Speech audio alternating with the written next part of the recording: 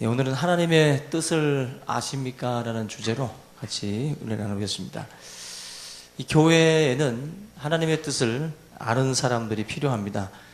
신앙생활을 하는 많은 사람들이 있지만 하나님의 뜻을 알지 못하고 자신들의 그 뜻을 이루기 위해서 마치 신앙이라고 하는 것을 도구 삼아서 우리가 걸어가는 그런 경우들도 보게 됩니다. 하나님의 뜻과 나의 뜻 둘을 놓고 볼 때 무엇이 더 깊고 또 무엇이 더 우리에게 유익할까라고 우리가 한번 생각을 해보면 하나님의 뜻이 당연히 우리의 생각이나 우리의 뜻보다 깊고 또 우리에게 유익하다라는 사실입니다. 근데 우리는 우리들의 어떤 그 설계나 또 우리들의 어떤 계획들 이것을 통해서 뭔가를 이루어야만이 뭔가 내 마음에 기쁨이 있고 또 나에게 굉장한 유익이 있으리라 생각을 하지만 실제적으로는 하나님의 설계대로 하나님의 계획대로 진행되는 것이 훨씬 더 유익하다. 저와 여러분들은 근시안적입니다. 우리들은 멀리 보지 못합니다. 또 깊이 보지 못해요. 더 넓게 보지도 못하고 어린아이가 생각을 할 때 그 아이의 생각의 깊이나 넓이가 어느 정도겠어요? 혹가다 에어른도 있지만 보통 어린아이들의 생각은 제한적이에요. 정말 그 또래에 어울리는 생각을 합니다. 그러나 어머님들, 그죠? 부모님들의 생각은 아이가 바라보는 것보다 훨씬 더 멀리 본다는 거죠. 하나님의 생각도 우리들의 생각이나 수준과는 분명히 다르다. 그것을 먼저 우리가 믿어야 주님의 뜻이 이루어지이다 라고 기도하는 것에 대해서 우리가 아무런 스스럼 없이 그 기도를 할 수 있는 거예요.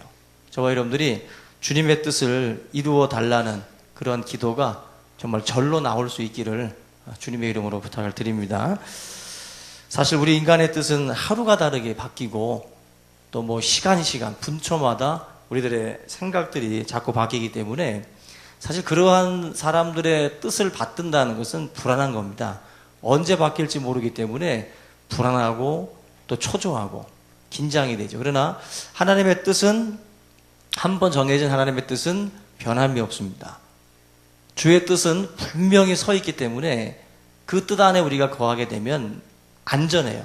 그리고 마음 자체에 평안이라는 게 있어요. 평안이 깨지는 것은 굉장히 흔들리는 것을 붙잡으려고 하기 때문에 그리고 뭔가 자꾸 바뀌는 가변적인 그러한 그 뜻에 우리 자신이 자꾸만 묶이다 보니까 거기에 따라서 우리가 자꾸 마음의 불안이 찾아온다는 것입니다. 어떤 성도님들을 보게 되면 그런 경우가 있어요. 내 견해와 하나님의 견해가 일치할 때만 그때만 하나님을 따라갑니다. 그러나 하나님의 견해와 내 견해가 일치하지 않으면 내 견해를 따라가는 경우도 있어요. 내 견해. 기도를 왜 하시죠? 기도하는 이유가 나의 뜻을 관철시키거나 내 뜻을 하나님께 아뢰려고 하는 게 아니라 기도는 사실 주의 뜻에 나의 뜻을 맞추는 거예요. 내가 지금 잘못된 것이 있다면 하나님의 뜻에 맞추려고 하는 것이 기도입니다. 그래서 기도 중에는 주의 뜻이 이루어지기를 원합니다. 그래서 우리가 기도 말미에 예수님의 이름으로 기도합니다 라고 하는 그 기도 말미에 여러분들은 주의 뜻이 이루어지기를 원합니다. 우리는 사실 주의 뜻을 모르잖아요. 그래서 우리가 막 이렇게 저렇게 아뢰지요. 막 이것도 아뢰고 저것도 아뢰고. 그런데 하나님 내 뜻은 이거지만 주님의 뜻이 이루어지기를 원합니다. 주님의 뜻에 순종하기 원하고 그 뜻에 내가 걸어가기를 원합니다. 그런 기도가 우리들의 마지막 그 기도에 따라 붙어야 될 줄로 믿습니다. 그 하나님의 뜻을 우리가 분명히 밝히는 책 중에 바로 이 데살로니가전서 5장 16절로 18절인데요. 우리 교회 표어가 지금 하나님의 뜻을 아는 것으로 채우자고 했는데 하나님의 뜻은 여러 가지가 있어요, 사실. 그죠? 수십 개, 수백 가지의 뜻이 하나님의 뜻이 있습니다.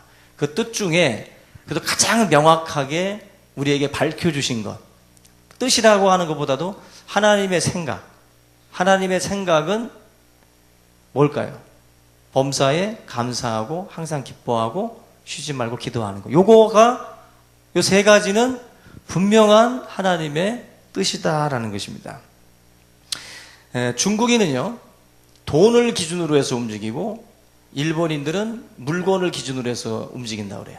그러니까 중국 사람들은 뭐 이런 뭐 호떡 장사를 하다가라도 뭐 가구 공장이 돈벌이가 된다 하면 호떡 집어 던지고 가구 공장으로 간다고 그래요. 근데 일본 사람들은 돈에 따라서 직업을 선택하지 않는다는 거죠. 아무리 돈벌이가 안 돼도 그 가업을 끝까지 이어가는 일본인들 특유의 어떤 그 장인 정신이 있어요. 그래서 그걸 가지고 뭔가 이렇게 요지부동하지 않는 거죠. 그래서 마음에 딱 서 있는 그 자신들의 그 생각, 거기에 따라서 움직인다. 저는 깜짝 놀란 게 우리나라에도 그런 기업이 있는지 모르겠는데 일본 같은 경우에 뭐 우리가 잘 아는 그 몇 대를 이어오는 뭐 이런 뭐 우동집, 뭐 초밥집, 막 이런 집들이 있잖아요. 그것도 뭐 몇백 년씩. 근데 정말 놀랐던 것은 AD 718년에 개업을 한 여관이 있어요. 지금부터 1300년 된 여관인데 지금도 그 여관을 하고 있어요. 1300년 됐어요. 한번 여러분들 일본을 가시면 이시카와현에 위치한 호시료칸이라는 그 여관, 요칸이라는 게 이제 여관인데 호시료칸. 이 호시료칸이라고 하는 것이 1300년 됐다고 합니다. 1300. 저는 이걸 보고 이 기네스북에 올라가 있는 여관인데 하룻밤 정도 묵어볼만 합니다. 돈이 들더라도. 얼마나 어떤 생각을 가지고 이 사람들이 지금까지 이 사업장을 운영해 왔는가. 우리나라에서 그 다큐멘터리로 100년 기업이라고 하는 그 프로를 한 적이 있는데 거기에 이 호시료칸이라고 하는 이 여관이 소개가 된 적이 있다고 그래요. 근데 이 주인장이 그런 말을 했다고 그래요. 이 사장이 일기일회라는 그 어찌 보면 이제 가운과도 같은 건데 한 번 만날 때 이번 만남이 단 한 번의 만남이라고 여기고 온 힘을 다해라. 일기일회. 한 번의 만남을 소중하게 여기는 그런 어떤 자기 그 집안의 어떤 그런 그 생각들, 그 뜻이 그 가정을 1300년 동안 지금까지 끌고 온 거죠. 저는 이거 정말 놀랐어요. 뭐 개업한 지 6개월 만에 우리가 던지고 뭐 1년 만에 던지고 10년 만에 던지고 또 잘 이어오던 가업들도 조금 있다가 자녀들이 요즘 뭐 먹고 살기 힘든데 던지고 그래서 그걸 대학을 졸업했다고 던지고 뭐 유학 갔다 왔다고 던지고 그래서 그런 것들에 대해서 뭔가 이렇게 좀 생각을 갖고 이렇게 쭉 나가기보다는 그때그때 우리 같은 경우는 이렇게 바뀌는 경우들이 많죠. 근데 일본 사람들한테 배워야 될 부분들이 이런 것들이 아닌가 생각이 돼요. 근데 저와 여러분들은 돈도 아니고 물건도 아니고 어디에 따라서 우리가 행해야 되느냐. 하나님의 뜻에 따라서 성도는 움직여야 돼요. 이게 굉장히 좀 막연한 듯하지만 막연하지 않습니다. 말씀을 가까이 하고 하나님의 뜻을 우리가 자꾸 알려고 하다 보면 주의 뜻은 마치 지금 이 데살로니가서 5장의 말씀처럼 선명하지 하나님의 뜻은 흐릿하지 않습니다. 흐릿했기 때문에 내가 밟았고 흐릿했기 때문에 내가 몰랐다라고 우리가 말을 할 수가 있는데 하나님의 뜻은 흐릿하지 않아요. 선명합니다. 그 선명한 하나님의 뜻을 우리가 자꾸 우리가 스스로 눈을 감는 거죠. 우리가 스스로 고개를 돌리는 것이지. 하나님의 뜻이 밝히 보일 때 저와 여러분들이 순종하고 그 뜻에 따를 수 있기를 주님의 이름으로 축원합니다. 하나님의 뜻을 아는 사람, 그 사람은 바로 기뻐하는 사람이고 기도하는 사람이고 범사에 감사하는 사람이에요. 그 사람이 바로 하나님의 뜻을 아는 사람들입니다.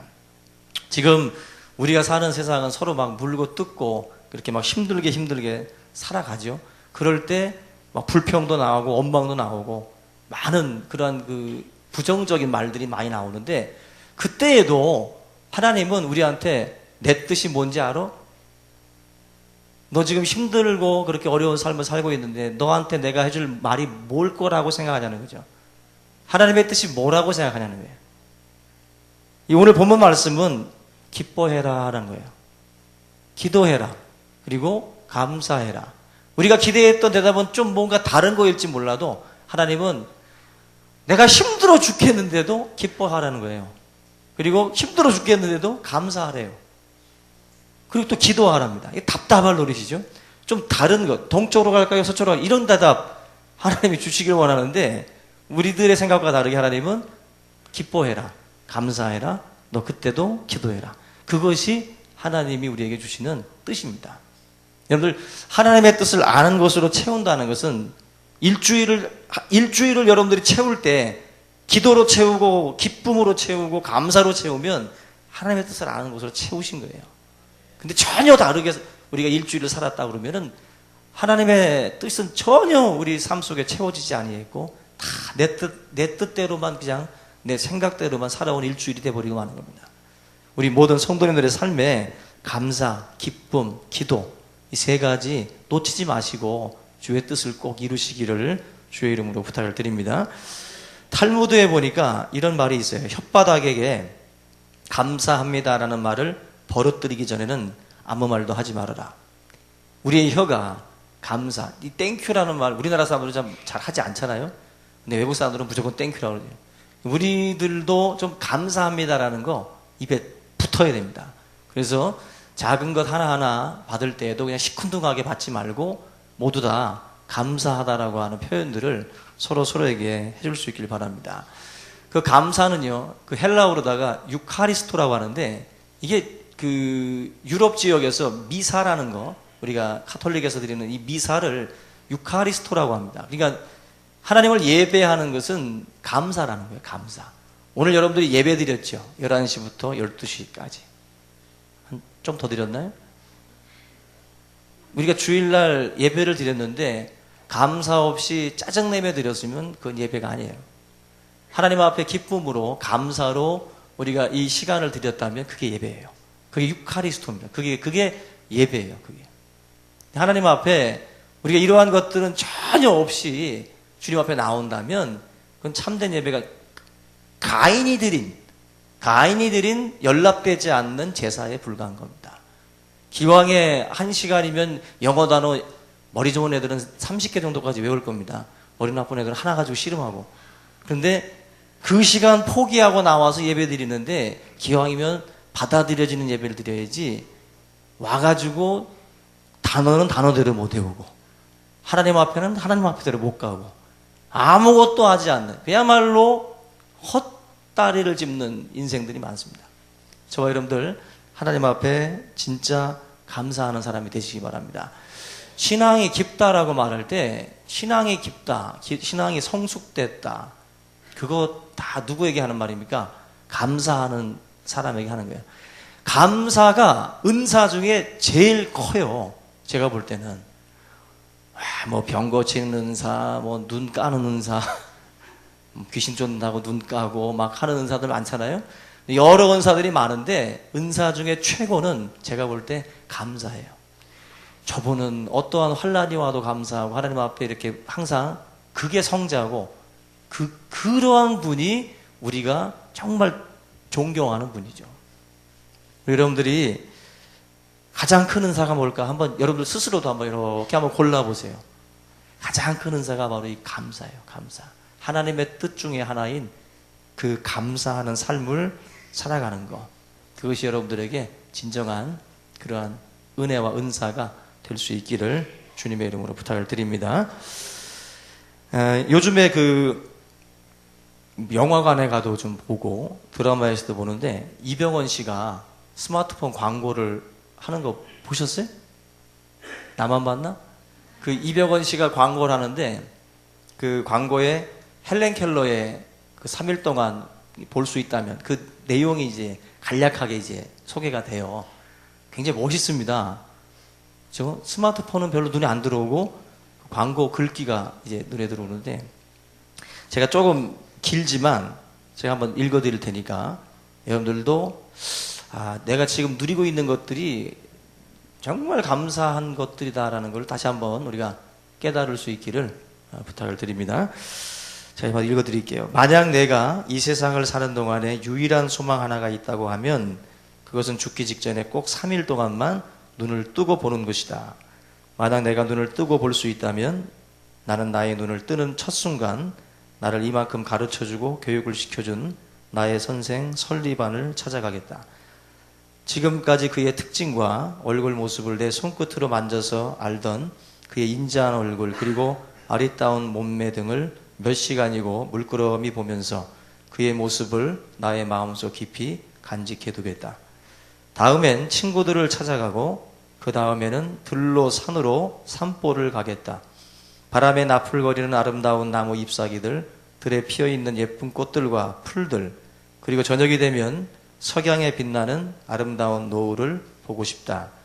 다음 날 이른 새벽에는 먼동이 트는 웅장한 장면, 아침에는 메트로폴리탄에 있는 박물관, 오후에는 미술관, 그리고 저녁에는 보석 같은 밤하늘의 별들을 보면서 하루를 지내고 마지막 날에는 일찍 큰 길가에 나가 출근하는 사람들의 얼굴 표정들, 아침에는 오페라 하우스, 오후엔 영화관에서 영화를 감상하고 싶다. 그러다가 어느덧 저녁이 되면 나는 건물의 숲을 이루고 있는 도시 한복판으로 나와서 네온 사인이 반짝거리는 거리, 쇼 윈도우에 진열되어 있는 아름다운 상품들을 보면서 집에 돌아와 내가 눈을 감아야 할 마지막 순간에 나는 이 3일 동안만이라도 볼 수 있게 해준 나의 하나님께 감사한다고 기도를 드리고 영원히 암흑의 세계로 돌아가겠다. 이병헌 씨 목소리만큼은 안 되지만 감동이 있었을 겁니다.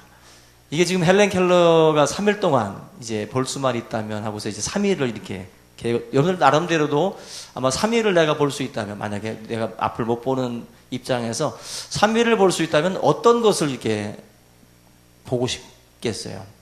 근데 이분은 이러한 것들을 좀 3일간 보고 느끼고 새기고 그 다음에 암흑 속으로 내가 들어가겠다.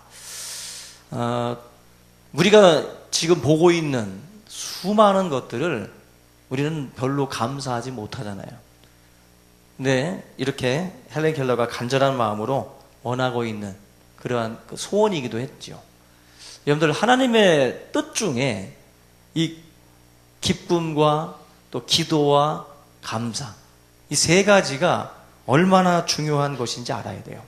저는 복음성가 중에 뭐 주님 뜻대로 살기로 했네 이 찬양을 부를 때 여러분들 어떤 마음으로 부르시죠? 보면은 좀 그 비장한 마음으로 부르지 않습니까? 찬양 부르실 때 주님 뜻대로 하면서 막 비장한 마음으로, 그리고 약간 좀 더 전투적이고, 그죠? 좀 비장한 마음 속에서 사실 이 찬양을 불러요. 그런데 이 찬양을 부르실 때 우리가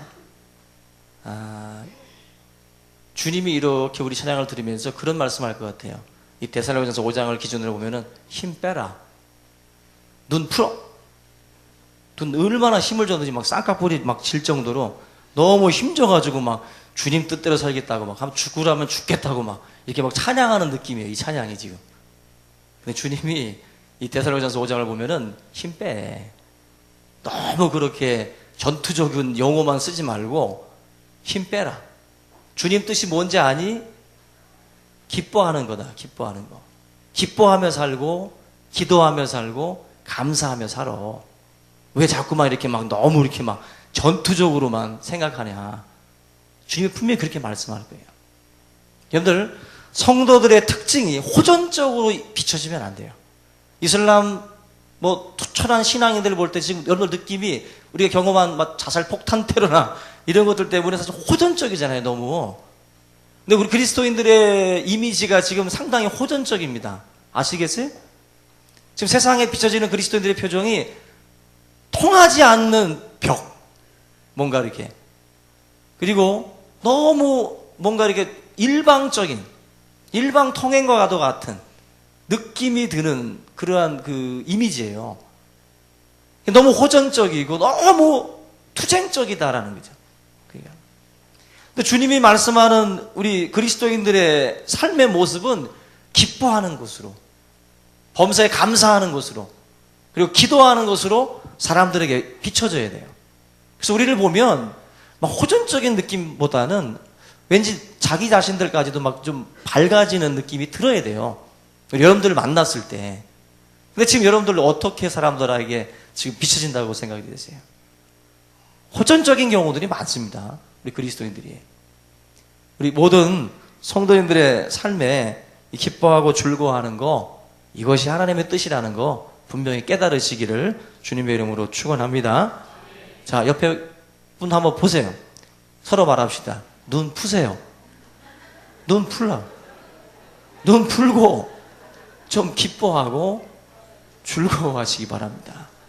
우리가 이 신앙생활은 하나님의 뜻을 잘 알고 가야 돼요. 하나님의 뜻을. 그 돌잔치 집에 가면은 하이라이트가 뭐예요? 돌잡이잖아요. 돌잡이. 하이라이트는 먹는 거라는 분이 있는데 돌잡이. 그거 할 때까지 가면 안 된다고. 그래서 그거 봐주고 가야지 다 먹고 그냥 하고 일어나 버리면 그거 굉장히 허무한 겁니다. 그 돌잡이까지 봐줘야 돼.